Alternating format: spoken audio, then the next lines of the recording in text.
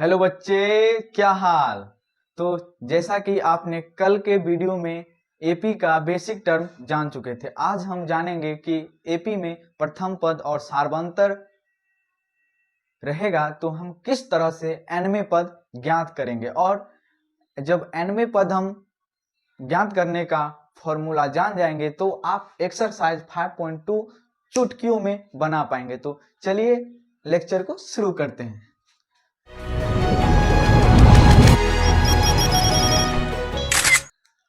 अब देखिए, किसी समांतर श्रेणी एपी का ये हो गया, ये एक एपी सीरीज है, अर्थमेटिक प्रोग्रेशन। जब हमको दिया जाएगा प्रथम पद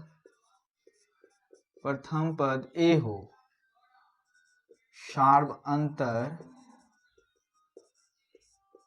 डी हो और nवें पद है ना, यहाँ पे ए एन, तो हम अगर किसी श्रेणी में यहाँ पर मान ज्ञात हो और हमसे पूछा जाए कि इसका nवें पद क्या होगा, मतलब किसी एपी का 5 गो टर्म मालूम हो और हमसे क्वेश्चन वाले पूछ रहे हैं जो उसमें 7वां पद क्या होगा, 8वां पद क्या होगा, 9वां पद क्या होगा, तो उसके लिए आपको घबराना नहीं है, एक ही फॉर्मूला है ए एन का।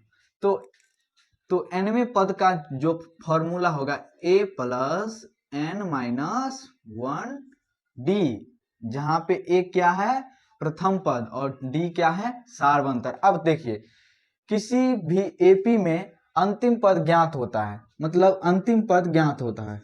यहाँ पर नोट डालने का एक है, एपी में जो m पद होगा तो उसे अंतिम पद am कहते हैं, या इसे L से भी सूचित करते हैं,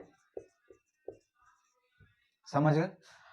अब nवें पद का एक ही फॉर्मूला है a plus n minus 1 D.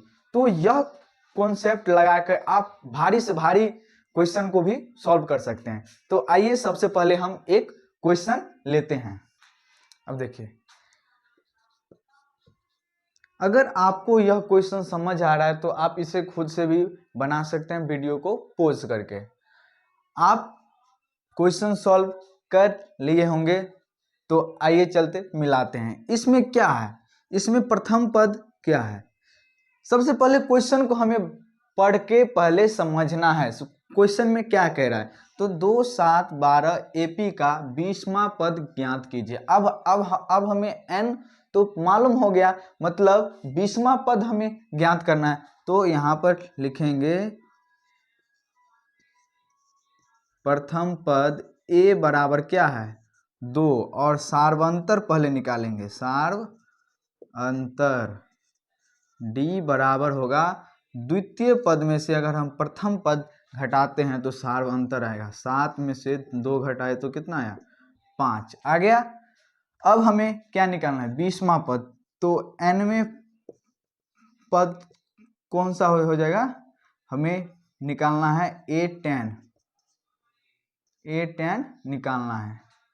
चलिए अब हम क्वेश्चन लगाते हैं।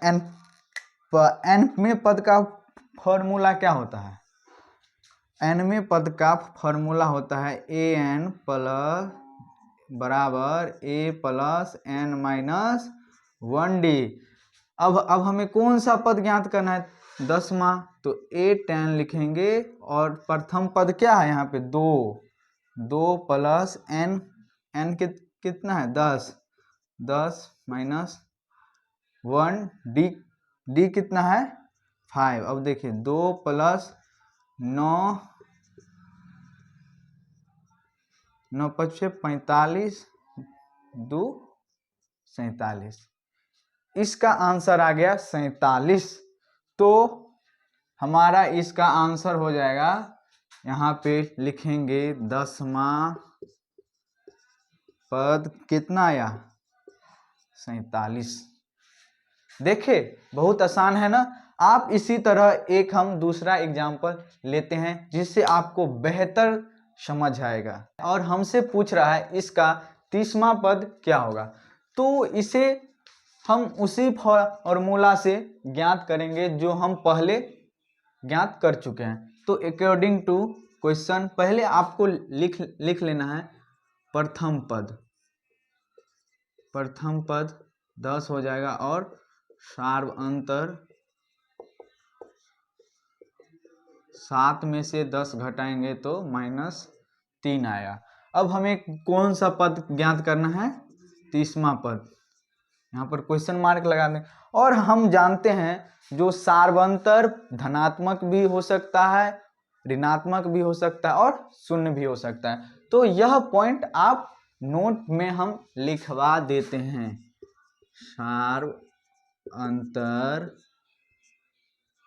पॉजिटिव, नेगेटिव एंड जीरो भी हो सकता है। ये ऑब्जेक्टिव में आपसे पूछा जाएगा और उस टाइम आपको कंफ्यूज नहीं होना है। अब चलिए हम क्वेश्चन पे आते हैं। हमसे पूछ रहा है ए 30वां पद क्या होगा, मतलब 30वां पद क्या होगा। तो हम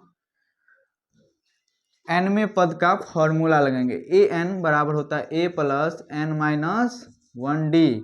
अब हमसे कितना पद ज्ञात करने के लिए बोल रहा है, हमसे कह रहा है 30वां पद। तो प्रथम पद क्या है यहाँ पे 10, n हो जाएगा 29